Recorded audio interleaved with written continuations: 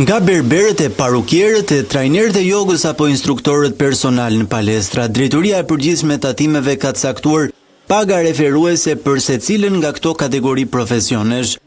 Kështu, një berber nuk mund të deklarojë më pak se 75.000 lek pagë në muaj, po aq edhe një parukiere. Për estetistët, kozmetistët dhe make-up artist paga referuese është 80.000 lek, po aq për instruktorët në aerobi apo kërcim. Për instruktorët personal në palestër caktuar paga 120.000 lek në muaj.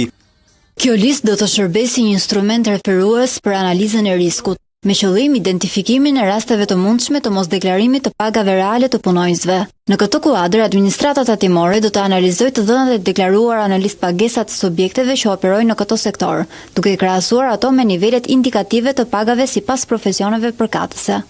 Në mjekësi, paga dysheme variojnë nga 80.000 lek për profilet mbështetëse deri në 215.000 lek për profesionet më të specializuara si kirurgjitë e avancuara dhe anesteziologjit.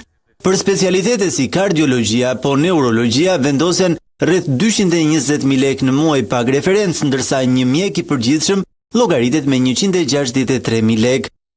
Tatim-paguesit që deklarojnë paga në nivelin e pagave indikative për profesionet përkatëse apo që ndryshojnë kategorizimin e profesionit të punonjësit me qëllim deklarimin e një page më të ulët, do të konsiderohen me risk dhe do të jenë objekt verifikimi nga strukturat e specializuara të administratës tatimore.